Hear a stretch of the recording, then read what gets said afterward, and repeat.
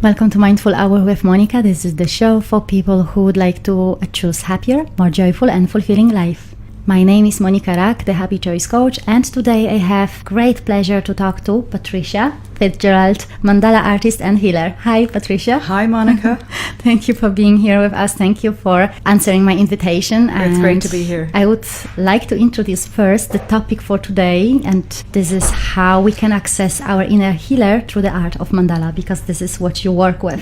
Mandala is the main tool you work with. Yeah, it's an absolute passion for me, and it's been so helpful in my life. It's something that I'd like to share with others.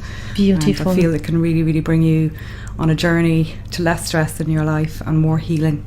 So guys, prepare yourself for a lovely 1 hour of mindfulness with myself and Patricia. We'll have lovely time, and we'll have also relaxation, which will be provided by Patricia just at the end, so you can relax and you can sleep peacefully tonight. Now we are coming to the topic of our today's hour, Mindful Hour, and this is how we can access our inner healer through the art of Mandala. And this is the question for you, Patricia. I suppose firstly I should explain to listeners what a mandala is. Yes, please. I'm sure all of you have seen them every day in your life. They are a circular piece of art or a geometric piece of art around a Bindi, and you'd often see a lot of the fabrics actually that are in fashion at the moment have mandalas on them. They really come back into vogue, and they seem to be around us a lot more. You've probably seen the adult colouring books where that's I think the most famous now. Absolutely, yeah. And then you would also see it in I think House of Cards had it on recently, where the Tibetan monks were making the mandala out of sand. Yes, that's beautiful. It's absolutely stunning. But the word itself, it's a very ancient word, and it comes from the Vedic Sanskrit word, and it means circle or container of spirit or essence. When you're working with it, it's really holistic because you're working within a circle. It really demands that you take a full look at what you're doing. So when I'm creating them, you could have an intention, like something that you want to release or heal in yourself, or you can just go completely free flow and allow what comes up to come up. You're balancing, because you're doing art and maths, really, even though it's kind of backwards. I hated maths at school. If my maths teacher could see me now, you can I'm doing backwards maths, which I love. So it's a much more creative way. So you are engaging both sides of your brain, and with that you're balancing your brain, both hemispheres of the brain, and enlarging the pineal gland. And so that really brings in a sense of ease within you. And you would find, your inner voice that chatters all day long. And we all have it. It calms it down, just really calms it down, in that it's much more controlled, and you can bring much more awareness into it. I would find working with mandala, and when I give workshops, the key to it is really looking at how you're speaking to yourself. Definitely, I totally agree with that. Because we can go through our day and we can be berating ourselves, and we say the most terrible things to ourselves. I've worked in offices where I've heard people say them out loud sometimes, and if you wouldn't say it to your best friend, why are you saying it to yourself? Exactly. Yeah. You're feeding yourself with the energy of what you think and what you say. Absolutely, and your thoughts create your reality, and you have control over this, even though often we think we don't. You have choice. You absolutely have a choice. And it's about bringing awareness to how you're speaking to yourself, how are you being with yourself, and just being compassionate about that, and being okay. Sometimes you are going to be cross with yourself, and that's okay too. But it's just bringing that awareness in will help you heal and help you speak to yourself in a nicer way. So for example, if you're colouring a very intricate mandala, you might go outside the line, and you might critique yourself. Gone outside the line, yes. I'm always doing this, and blah blah blah. And when you're doing this kind of small activity, what seems like a very small activity is actually huge. It's mirroring how you are in the bigger areas of your life. So I would find people can get very worried about they're running out of time, or they're afraid the colour that they're using is going to run out.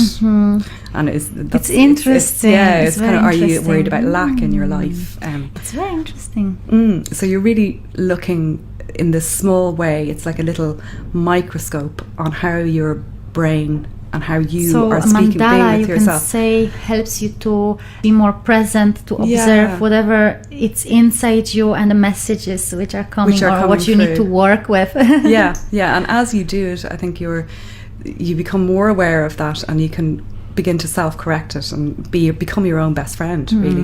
And by becoming your own best friend, you can be more compassionate to others. Exactly. I think particularly in Irish society, I'm not sure, Monica, with Polish society. I think very similar. Probably, I think a lot of societies we're taught to be quite self-critical, and that it's not okay to love yourself. But I don't mean love yourself in an egotistical way. I mean love yourself in a compassionate way. Yes. And by doing that, your compassion will spread to others, and your joy will spread to others. It's, if you kind of think of it like when you're on an aircraft and they say put the oxygen mask, in the case of an emergency, put the oxygen mask on yourself first before you help anybody else. And it's the same case. Exactly. You cannot help others if you don't help yourself first. You absolutely cannot. Yes. And what you are inside will be reflected, projected out to the outside. So how you heal with Mandala? Well, I think the very fact of you sitting down, turning off your television, I'd say don't turn off your radio right now, turning off all distractions. Yes, listen to us, be mindful. After this you can turn off. But it's just sitting down. Like I would in the evenings sit down, turn off, well, I don't actually have a television. I've been TV free for 4 years now, and it's been life-changing. It's life-changing, yes. Yeah. You can do so many different things if you don't have TV. It's quite phenomenal how much time we actually do have. Yeah. But even the very fact of doing that and sitting down, you're taking time for yourself. And that's the first step to self-care. And self-reflection. And just being, we take it for granted. We see every day to look after your physical body and go for walks. And of course, absolutely. But we also have our inner spirit. And that needs to be taken care of just as much as our physical body. Even calming mind, as you say, this is just the beginning, and if you realize how powerful it is to be mindful, so you actually can be more relaxed in life. Absolutely. And if you are relaxed, this is opposite of stress in life. So if you're relaxed, there is no place for stress. So much of our energy is spent on worrying and being stressed. Exactly. It's quite phenomenal. For me, I suppose worry really fell away. I don't worry so much. I don't worry about the small things anymore. I'll tell you a little bit about my story. Back in 2012, I was going through a divorce and selling my home. My whole life, what I thought was going to be my life, was just turned upside down, and every ball was up in the air, and I had no idea where they were going to land. And I found myself, I wasn't sleeping at night. I was taking sleeping tablets. My hair started falling out. I got so stressed. And during that time, I was writing at the time. So I was doing a lot of writing. I write a bit of fiction. And I had taken my daughter off to Malta on holidays, and I had been experiencing a lot of coincidences. I don't know if a lot of you coincidence or synchronicities, where things kept happening and showing up, and it was kind of strange. Know what you mean. And I actually took myself off to the doctor, and the doctor told me, "Oh yeah, no, you're depressed. You need tablets." That's why you need. That's why you have synchronicities, because you're depressed. That's interesting. It's interesting, yeah. So he gave me tablets, and I took them, I think, for about a week or two, and I was getting night sweats and not feeling good at all. And I thought to myself, do you know what? I am not clinically. I know obviously people get clinical depression. I wasn't. I was sad. I was going through a very difficult time. That's natural thing. Exactly. It was absolutely fine to be sad. There was nothing wrong with being sad. So I threw them in the bin, and I said, I'm going to research this coincidence. What's going on here? And I began to read the works of Carl Jung, who wrote extensively on coincidence, and what he coined the term synchronicity. Yes. And so I was reading so much of Carl Jung and studying Wolfgang Pauli. Yeah, I was studying, but in a way that I wanted to learn, not in a way that I had to learn. If you know what I mean? Exploring, I know curiosity. Yes. My curiosity was really piqued. This is the way how I love to learn. I always and it's the only way to learn. It's the best way to learn. Yeah, absolutely. Yes. And then you pick the information, and you remember what you need to remember. Absolutely. Yeah, yeah. And so I had taken my daughter off to Malta. Yes. And we were walking along the seafront, and she kept asking me, could I buy this toy, the usual nagging, Mommy, can I get it, and I said okay. So it turned out it was a wire mandala that you twist to represent the planets. So I think it's from the Chinese culture, and I bought it, and I kept picking it up and playing with it. I kept playing. There was something about it, there was something energetically, just something that really attracted me. And in the fiction that I was writing, I decided I'd have the character as one of her foibles, that she would pick up this mandala. So that was the first time I Googled mandala, and the first thing that came up was the fact that Carl Jung had drawn one every day, and his red book was filled with mandalas, even though I hadn't come across this information before. So there was another synchronicity, boom.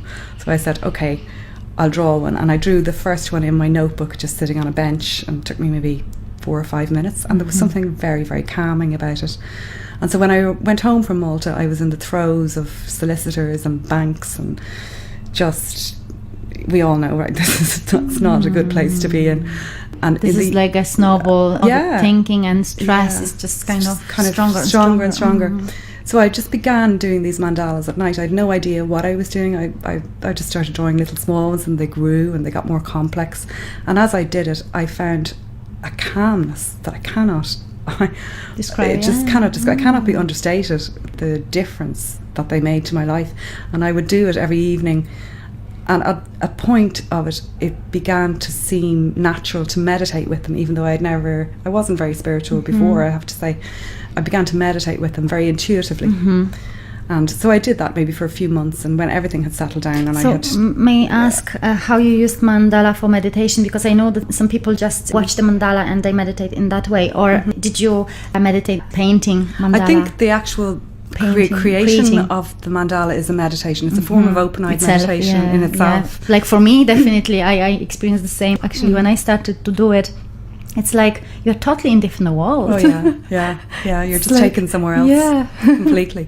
But I suppose I would see that as a form of meditation, but I would also, after I had created the piece, I would gaze at it and see what it kind of said to me. It would kind of reveal what is the message for me. So I would gaze at it open-eyed, and then I might close my eyes and go into a meditation with it, and it just was so peaceful. So you can say that mandala works as a trigger for you to access your intuition, so you go into this calm state of mind, so you can go deeper. You go very, very deep into it. And after I had divorced, and I had more time to really look into what it was I was doing, I came across the works, obviously, of Carl Jung, and he would have used it to access the subconscious.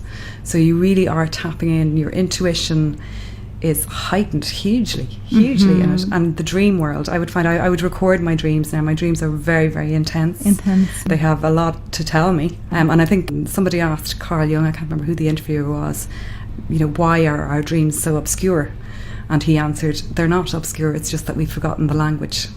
Exactly, this is what I believe in. We have so many messages coming through the dreams. We need to only access the symbolic meaning of it, so we can understand how to use the information provided. Absolutely, and I don't think it's not necessarily looking at dream dictionaries and all this kind of thing. No, I don't. Yourself. You know your the feeling you have. Yeah. Rather, the symbol will have a meaning for you. Every symbol or colour has a meaning.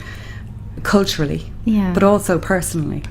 So definitely, just looking at them in that way. And I think having a dream journal is a really, really interesting Once you way. start to record your dreams and observe them, then finally you start to see how they work together and what the message is. Like sometimes you have repetitive dreams, which they have like similar patterns. So. Like I would find sometimes I could have a dream where maybe before I've done a mandala, and I work very intuitively. I never have a plan when I begin a mandala. There's no like I'm going to do this and it's going to be pink and green and it's going to have this many circles. There's none of that. That just doesn't happen. It's allowing. It's working from That's good word. Gut. Yes, it's allowing. Like I don't know if you're aware of the chakra system in the body. Your gut, what we call our gut or our solar plexus, has more nerve endings than our brain. So it's where you get the gut feeling, or where you have butterflies in your stomach. It tells you things. It actually physically has more nerves than your brain, and it's something that's been, I think, in Western culture,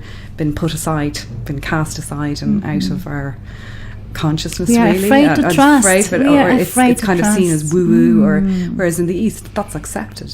Exactly. Absolutely accepted. And I think, but it's been very, very repressed, and I think it's something. But even if you look at people like Richard Branson, apparently he works massively from his intuition. Most of people who succeeded in their business, they work intuitively, but they call it instinct. Instinct. Or in any other word they replace with intuition, but this is exactly the same. Yeah, instinct is probably a more masculine word for intuition, exactly. isn't it? Really, intuition is probably more feminine. Or good. You can still use good, but intuition is like feminine. Yes, it's like for ladies. We're coming back.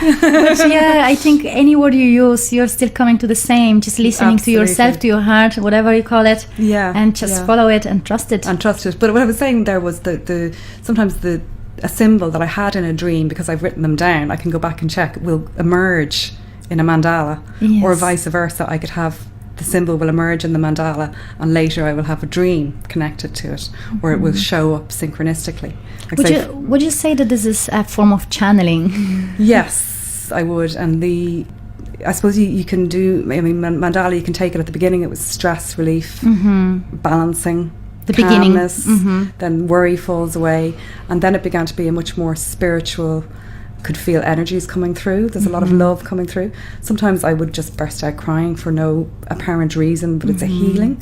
Healing, So releasing the energy. releasing energies, Yes. things that needed Emotions. to be released. Sometimes I would know what it was, and sometimes I wouldn't. And sometimes I would think, yeah, I'm mad. Sometimes it's not necessary even to know on the conscious level. conscious level. Yes, that's very much important, that you just release it and just let it go, and I just acknowledge. Yeah. And I often have people at my workshops, and that will happen, at the workshops, particularly if it's done with yoga. Yeah. And you've opened yourself up to this. Like even the very fact of sitting down and colouring again after so long as adults, being told we can't do these kind of things, or we've let our creative side go, or we think we have, because we haven't really, because we're all creating every moment of our lives. You create your own life through your thoughts and your actions and what you do. So intention which you use in creating mandala is so powerful too, because if you send intention to create your life, and you have mandala to give you guidance, because you go deeper into your intuition to receive the answers, you can actually access something through creating it. Yeah, so you're kind of you're really digging really in deep. You're going very, very, very deep. And but it's a great place to go. It can be difficult, it's not an easy journey sometimes, but it is the most phenomenal and rewarding. I cannot tell you, go there, it's fantastic. If you just let yourself to go there, even you feel a little bit uneasy feeling of going out of the comfort zone. You are going out of your comfort zone. But you cannot change your life if you don't go out of the comfort zone, because it's all there anyway. Even though if we don't want to recognize it, it's all there, the good parts and the bad parts. And it's about learning, we all have duality. There's good and bad. It's not two separate things. It's one sliding scale. It's like love and hate are not two separate things, and that becomes very apparent in Mandala. Yes. There's something very philosophical about the thought process that happens with it. And it was written over Plato's school of philosophy: "Let no man enter here who does not have a knowledge of geometry." Nice. And it really is a forerunner of spiritual thought and philosophical thought. Whether you're religious, doesn't matter what your belief system, yes, exactly, that's or none, important. if you're atheist, it really doesn't matter. This is about your connection to whatever. And you can connect with mandala in a way it's needed for you, so it's not like that it's only one way to connect with that. No, absolutely. There's no wrong way to do this. There's absolutely no wrong way to do this. So what is the most powerful in a mandala for you? Like, by doing mandala, what do you benefit the most? I think the biggest benefit in my outer life would be just the lack, just no worry anymore, which is fun. So that's phenomenal. what we mentioned before, like, that you just relaxed. You're just relaxed. More and, relaxed. I used to worry so much about the tiniest things, like everything mounted up in these everything. Like I had to get the milk, and I had to get petrol in the car, and it's unbelievable what we are sometimes worried about. Yeah, and just having the ability to let that go and be at ease, with yourself, and grow more. I can't believe I'm sitting here in this chair doing this interview right now, because if you knew me 4 years ago, I would not be doing this. You would not be in a able million years. to In fact, do I it. probably would have been in the bathroom being ill for maybe a couple of weeks beforehand. Wow. Literally, that's how. And I think it's just increased in terms of confidence. When I began to speak about this first, it was terrifying. So that's been a part of my journey as well. Opening up to actually express this. And at the beginning, I think, oh my God, everybody's going to think I'm so weird. And then you begin to realise that it doesn't matter what anybody thinks. Yeah. And in fact, the people who want to hear this will come to you, and the doors that have opened and the people I've met. This is incredible that you say that. Yes, because so many people, and I know myself, like a few years ago, I would be afraid to express what I feel in my heart, because I would be afraid of being judged. Yes. And this is like most of us, that we want to be part of community, we want to be acknowledged, accepted. Yeah. And this is the fear, like basic fear. We just don't want to go out of this group which we belong to. Yeah. And once you understand it, once you are true self, once you are authentic, I think when you're authentic with yourself, find your tribe. You find your tribe, and it is phenomenal. Yeah. And some people, yes, they will fall away out of your life, and that's really sad. But if you can release that with love and just just with accept acceptance, it. But the people who support you will just line up. It is phenomenal, and you will it's so find new beautiful. people as well. Yes. Which are amazing, and they support you on your journey. They will believe in you, and you will grow your dreams and your visions with them. And I think all of us have something in us that we have to share with the world, that we've come here with. Definitely, with something. Definitely. And it's just, the journey is, finding it and allowing it. And allowing it. I think a lot of people can find it but suppress it because of that, what you're saying, Monika, about staying with the crowd and what will they think, and oh my gosh, will they accept or not? You're working in, you could be a lawyer working in an office, you could be working in a depot somewhere, where you're worried about what the people around you are going to judge you. But you're being with people in a way that isn't authentic usually. You're kind of very situational. Conflict. You feel inner conflict because once you are not true to yourself and you just try to be as you want other people to see you, then you are not really happy because you are not living your life, according to your own heart. Yeah. But according to others. And actually, when you're talking about living from your heart, Carl Jung again, he went to visit the shaman in Africa at one point in his life. I think after he had begun writing the Red Book and had broken with Freud at the time. And he talked to one shaman, and the shaman said, I don't understand you white men. You think up here, and he pointed to his head. And Carl Jung said, but where would you think from? And he pointed to his heart. And I just think I've actually been doing that in meditation, where you bring your awareness from the brain to the heart, and it's beautiful. You can actually think with your heart. This is what I noticed as well, that I point my heart when I say I think. So it's like someone pointed it to me. Yeah, it's interesting. Noticing and realizing that you really connect. I think it's really connecting both. Obviously, you need your logical brain. You need to. But that's not the only part of us, that it's our consciousness or our awareness. I think it's a marriage. If you find a balance, and merge those two. Merge them, from the gut that we talked, the solar plexus, into the heart, to the brain, and the throat is expression. Yes. So it's expressing that, and then you have the bottom chakras, which are your root chakra, your stability, and your working it out. Your sacral. So it's really working with that. It's a powerful system, and it's so ancient. And Mandala would do that. Like I would use the colours that come through. I would kind of relate them very much to the chakra system. I had a dream about 2 years ago that I was in the dream painting circle around myself, and I was filling this with gold. Oh wow. So I was inside the circle and I was painting this gold inside, and it was like really powerful, strong and positive message for myself, for the point of life I've been that time in, and so it was like a kind of understanding for me what the message was for me. But it's interesting. That's interesting, because in the centre of a mandala, it's referred to, you're always starting with the central point. And the solar plexus is as well. The solar plexus is your central point in your chakra system. And in the mandala, it's referred to as the Bindi. And it's like the dot that you will see on a Hindu woman's forehead. And it means your centre of profound awareness. So you're starting from this space, working intuitively, and every mandala will be different. So it's like your connection of the self to something universal. So you're going, it's almost like you're doing this activity that's very alone, and you go into the depth of your loneliness. That saying, we're born alone, we die alone.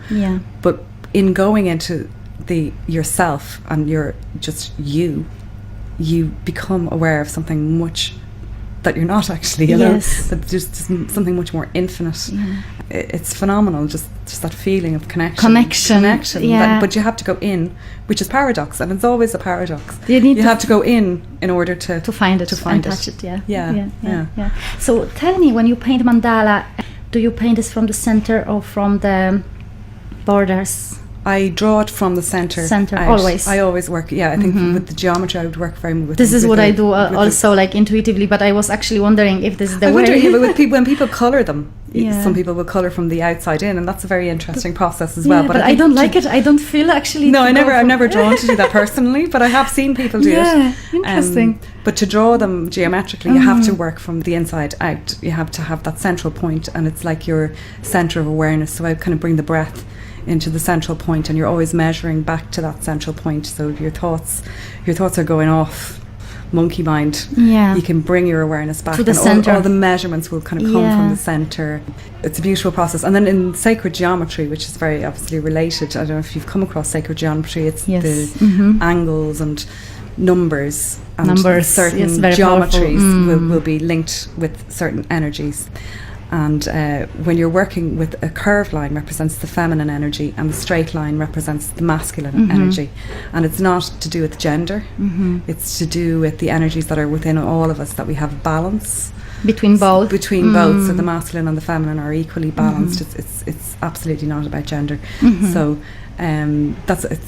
sacred geometry is absolutely fascinating as well. Fascinating. And I would sometimes work with that, and I'll work with a particular geometry, so that I will draw the geometry using the mathematics from a book. And the interesting thing is that we do it. this intuitively, even we don't know sacred geometry very much, very often we actually use it. Yes. And we use it in everyday life, like, spiral, for example, is in so many different living creatures, for example, everywhere in the environment you can find spiral, for example. It's beautiful. Well, when I give my workshops, I do a little presentation, and it's just about where the history of Mandala and where it comes from, which I've spoken about already. But then we look at nature and just looking at these patterns. They are just, when I'm cutting the fruit or the vegetables at night, I have a daughter, she's 10, and I go, Rebecca, come in, look, and I'm looking at the geometry that's in and around us. I mean, it's almost educated out of us, the wonder at this world. And you can look at it, say if you look at a snowflake under a microscope, and the beautiful, it's a six-fold geometry generally, and then you can look at your cells under a microscope, and you have this Bindi, you have the nucleus, the Bindi. It's just everything is moving in this perfection, exactly. It's like a spirit, it's like this intelligence that runs through everything. And then you look at the planets, and you go right up to the macrocosm, and you from see microcosm to the macrocosm. And you see, if anybody has Google there handy, if you Google the kiss of Venus, and you see Venus's transition around the Earth every 8 years, and it makes the most beautiful, beautiful mandala in its orbits. And every planet has an orbit, and I think that's what the wire mandala I came across initially was representing. That was a Chinese form of mandala, but they're found across every culture and none. You can find them in different ways, but they actually work in similar ways, or they have similar messages. They would have similar messages, For the Buddhist tradition, so when you're working with sand. And you've probably seen that where they're working with it's called a shakpur, the instrument, and you put the coloured sand in. This is about a solfeggio, I think, sounds they use. It's solfeggio sounds. So little vibe. That's amazing. And there are healing sounds, so it's absolutely, it's amazing how it works. It's amazing, and this is the earliest usage of the word mandala was actually in the Vedic scriptures, and it was a chapter of chants, not visual. So it's like the visualization, and the Om is a visual. The Sri Yantra mandala, which is a very famous, very, very, very difficult geometry to draw, but profoundly. I did one, I think I've done it twice, and it took me probably about 6 or 7 hours doing the actual geometry. But I actually didn't eat, and I thought it was 7 minutes. I know. I just got completely lost. This is totally like you are totally in different world, like where time doesn't exist. And when you do the Sri Yantra, the pattern, it's like triangles, if you can kind of imagine. It's encompassed by a circle, and there's all triangles overlapping in the centre, so if you can visualise that. But in quantum physics, the Sri Yantra is ancient mandala. But in recent times, quantum physicists have a thing called a tonograph, which measures sound. And each sound will make a pattern. So say if you put sand on a metal plate and you vibrate in different sound from it, the sand will reorganise itself into a pattern. But with the Om sound, it goes into the Sri Yantra, which is phenomenal. It's phenomenal. And if you Google cymatic frequencies, you can see that. You can see on YouTube, you'll see experiments. I think I have stuff on my website actually as well, that will show you that. Perfect. We'll provide later details. Great. Actually, Patricia, I wanted to have a short break for a few charity promos, and once we come back, we will talk a little bit about book, which is coming to the shops in September, and we will do also relaxation. So stay tuned, and we'll be Hi, we are back in studio with Patricia Fitzgerald, mandala artist and healer, and we are talking today about how we can access our inner healer through the art of mandala. And we spoke about lots of different things apart of that. And now we are coming to talk about upcoming book. Yeah. So what is the title of your upcoming book? Okay, it's called Healing Creations, Discover Your Mindful Self Through Mandala Colouring and Journaling. Brilliant. So can you tell us more about? It's what I decided to do was create 40 mandalas for people to work with. Why 40? 40 days in the desert. All right. As I was saying, 40 just resonates with me. It's the 40 days of Lent. There's the 40 weeks of pregnancy. Mm-hmm. It's just a number that resonated with me. Strong number. And I thought it was a nice number to work with. You know, the book is aimed, I suppose, if you're documenting a journey, whether it's a journey of self-discovery or there's a journey, a physical journey that you're going on, traveling. So do you do any guidance, like any topics every day? It's just open mandala? It's just open mandala. So I have 40 drawn mandalas that you can colour in and work with, add to, take away from, whatever you want to do with them. And alongside them, there's a positive quotation. Okay, so you do some quotations. So there's quotations, and then there's 3 journaling pages for each mandala. So it's about bringing awareness to the present moment. To the present moment and what you're feeling, what you're actually feeling. Sometimes even our brain can kick in and say what you should be feeling, or what somebody else expects you to be feeling, or what the society expects you to be feeling.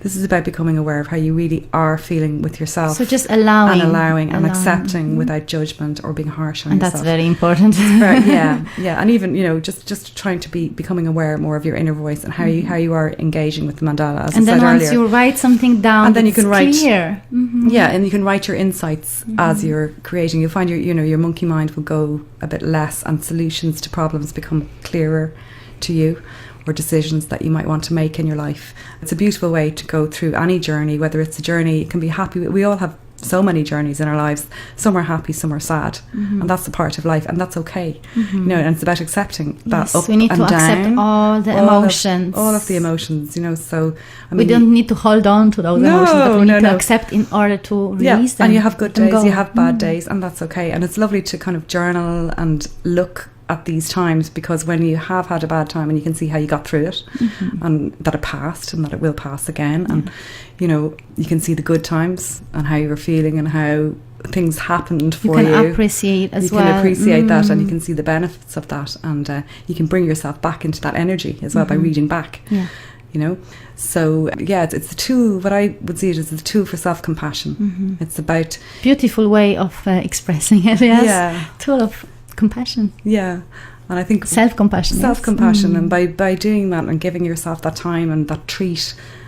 Is it a treat? It is a treat, I suppose. I think it shouldn't be a treat, but I wish that everybody would kind of go take that time for themselves, and I think as women particularly, we're always giving. We are sometimes so focused on giving, and we forget that we can receive. We have to give to ourselves. And give to ourselves. Yes, exactly. This was actually the topic. I spoke to someone earlier today, and we exactly had the same thing. That you cannot only give to others. You need to start from giving to yourself. Absolutely. So this is the lovely, it's a beautiful hardback edition. It's published by the Collins Press, and it will be in all major bookstores in Ireland, and you'll be able to buy it on Amazon as well. Brilliant. And so it's a hardback edition that you'll be able to keep. So it's not a disposable colouring book. It's a colouring book, but it's more than that. It's real journal. So I kind of, at the beginning there's an introduction, and I describe what mandalas are and how to kind of engage with the book with self-compassion, and then you have your positive quotations to help you inspire you, and there's 10 plates with my own original works on them, and little meditations to go with them, so which is a nice little touch. And where is launch of your book? The launch is going to be on the 24th of September in the Gallery Dalkey. Brilliant, in Dalkey, and there'll be an exhibition, a 2-week exhibition of my work there. I don't have the time yet, but if you keep an eye on the website, it's healingcreations.ie is my website, and I'll have all the details there.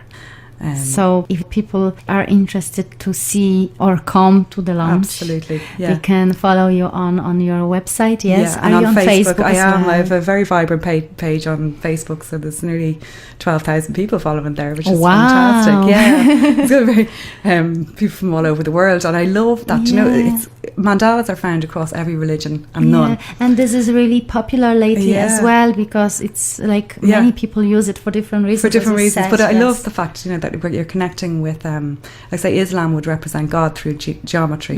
So there's a lot of people from, I have people from Beirut and people from Bethlehem. Then there's Jewish people, a lot of Jewish people, because the Kabbalah would have a lot of sacred geometry. And so it's just crossing. It's like this truth that underlies everything, and there's no fighting over. You can't argue over this stuff. There's no words.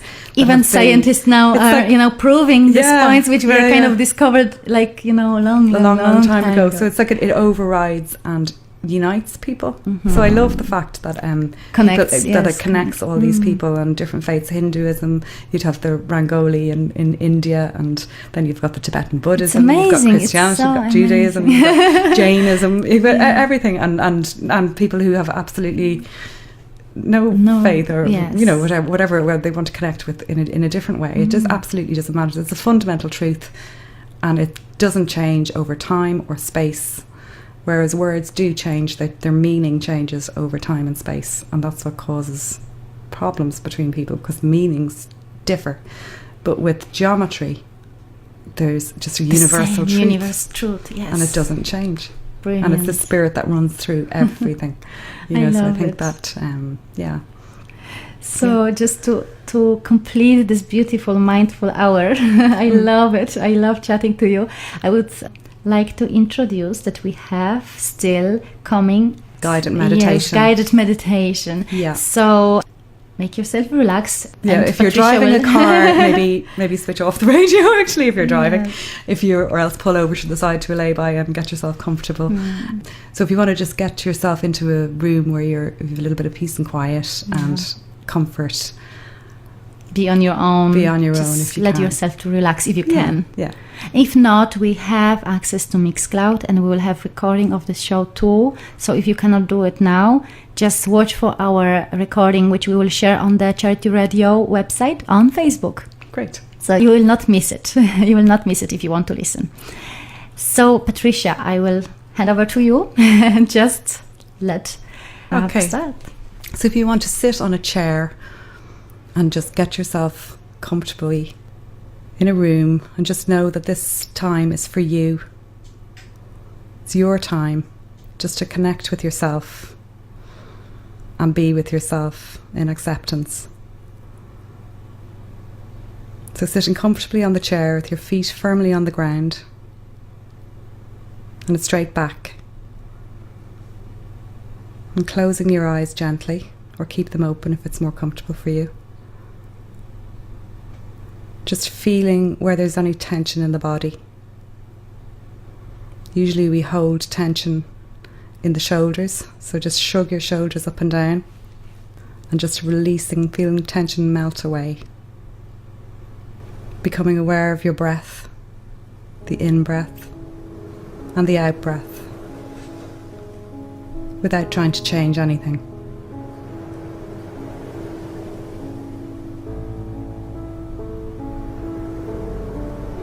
And noticing your feet on the floor, your knees, the chair that supports you, and just feeling how safely you're supported in that chair, in this space that is yours.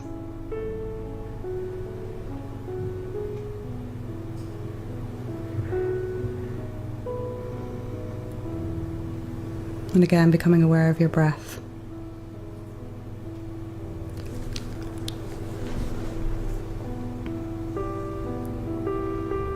And become aware of any sounds that you might hear outside of the room you're in. Just moving from sound to sound.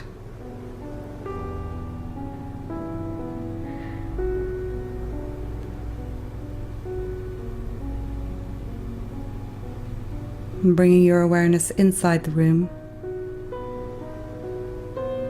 noticing any sounds inside your room, moving from sound to sound.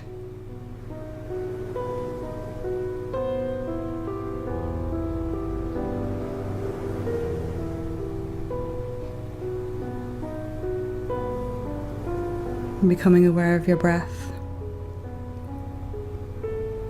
noticing the in-breath and the out-breath, and how they happen with absolutely no effort from you. They're automatic, like the tide. In, out.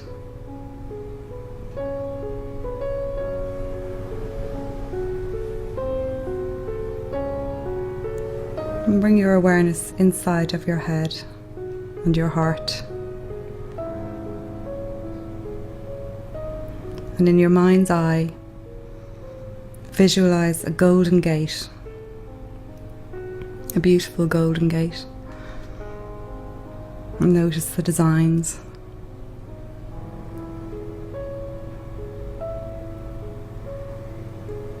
And the gate slowly opens merely with the exhalation of your breath.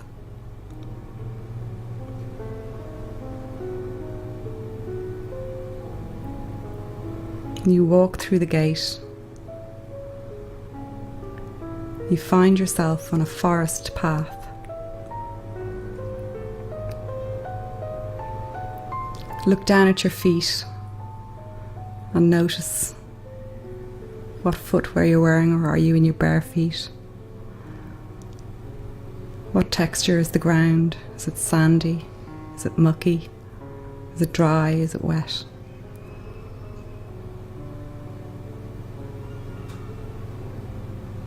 And slowly you begin to walk down the forest path.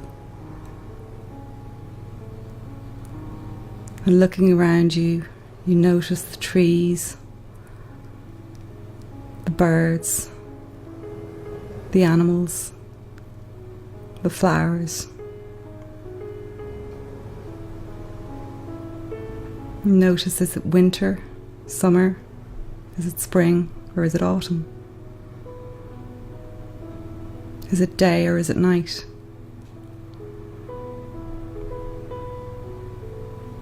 And slowly winding your way down this path. It's a very, very peaceful place, a safe space, and it's a nurturing space.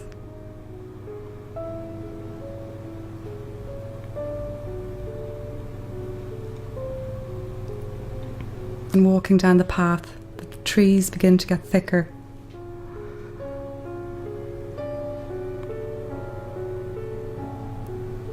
And as you look around, I want you to notice any animals or flowers.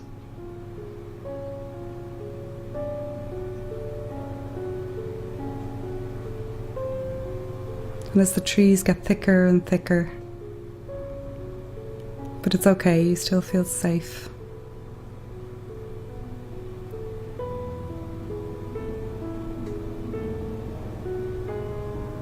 And walking deeper and deeper and deeper into this beautiful forest,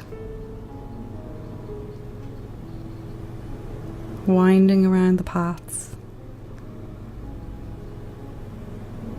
You come across a clearing,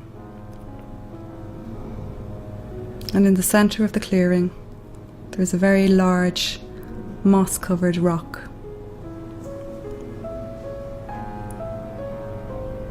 You go to the rock and you feel the texture of the moss with your hands.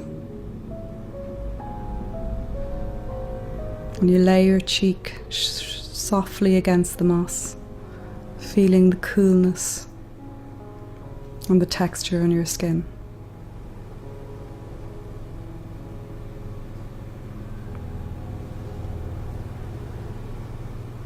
And carved into the rock is a little seat made perfectly for you.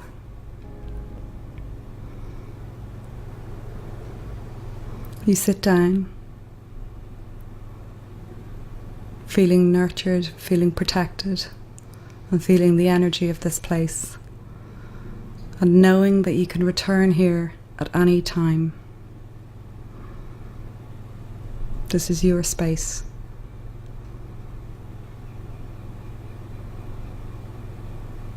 On a ledge beside the seat, you notice a beautiful little mirror. And you pick it up and you look at yourself. You see yourself as a child looking back at you. Try to notice if that child wants to say anything to you. Is there a message for you? And just noticing any symbols or thoughts or words that come.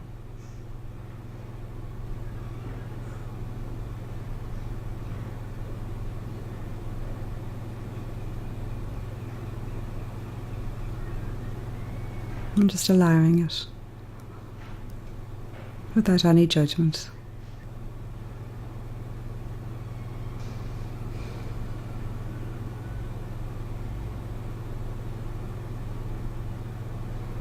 Again, feeling the moss and the stone and the rock supporting you. You thank the image in the mirror with love. And placing the mirror back on the ledge, you rise from the seat and make your way back towards the path.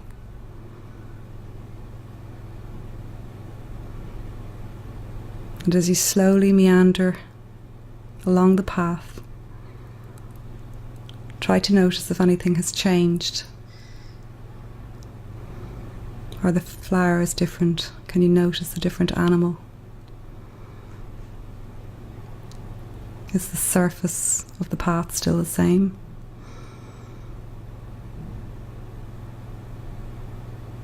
Try to notice something you haven't noticed before.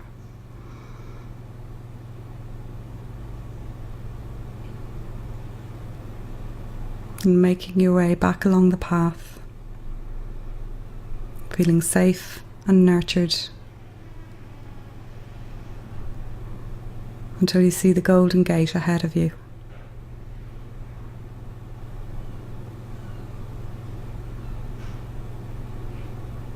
You make your way towards the gate,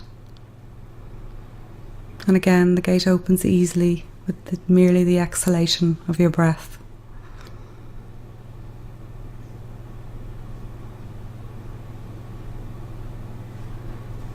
You walk through the gate,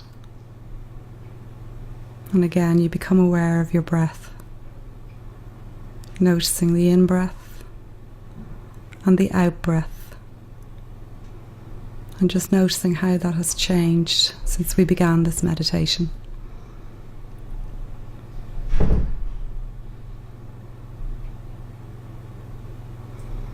And again noticing any sounds inside the room, moving from sound to sound.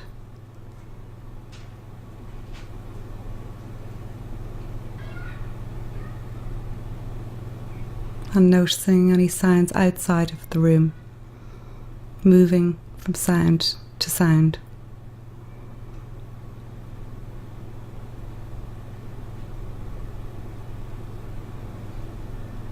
And bringing your awareness back into your body, noticing your feet firmly on the floor, your calves, your knees, your thighs, your hips, your waist, your chest, your arms, your hands, your shoulders, your neck, your face, and your head. The whole body. Become aware of how you are supported on the chair.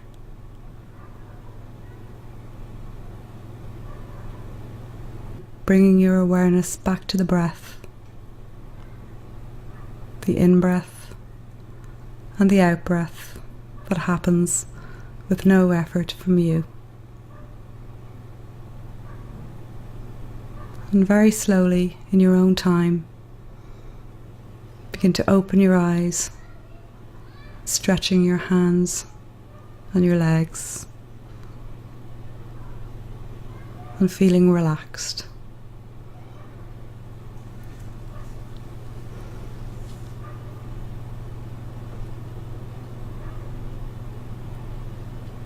That was beautiful. I have to say, I just got so much relaxed. So thank you very much, and thank you from myself and probably from listeners till they fall asleep. Definitely. So if someone doesn't sleep and would like to share our recording, we will have this on Mixcloud, as I said before. So we'll share on Charity Radio page on Facebook. Great. And we'll share I'll be sharing it on my website as well. Yes. So it's healingcreations.ie. Brilliant. And on Facebook as well. You can the same name. Healing Creations by Mandala Flame on Facebook. Great, great. So you know where to find Patricia if you need more information about absolutely. I give events, workshops, and I'll have the book coming out. If you wanted to organise a workshop for your group, I'm very open to doing that. And please tell us just briefly at the end, because you do workshop with Marta Łyszkiewicz-Toropov. Yes. So I'm doing a workshop with Marta at the Hill of Tara on Sunday the 28th of August, and that's going to be, Marta is a sound healer, a wonderful sound healer, and we're going to work with sound and with mandala, which are inextricably linked. I think it's going to be a very powerful day. I'm really looking forward to it. Beautiful. If I only find time, I would love to be there too with you guys. Lovely to have you. So thank you once again, Patricia. Thank you, Monika. Thank you, and I hope to have you again in studio sometime in the future. Great. And before that, I probably will see your lovely book on the shelves. And if you would like to connect with me, I have my page www.thehappychoicecoach.com. You can find me also on Facebook, The Happy Choice Coach as well. And you can also contact me or connect with me on my private page, Monika Rak, which is on Facebook. So you have plenty of opportunities. If you want to ask questions about the upcoming shows, or you want to share feedback, ideas, what you would like to listen to in the future, please connect with me and share.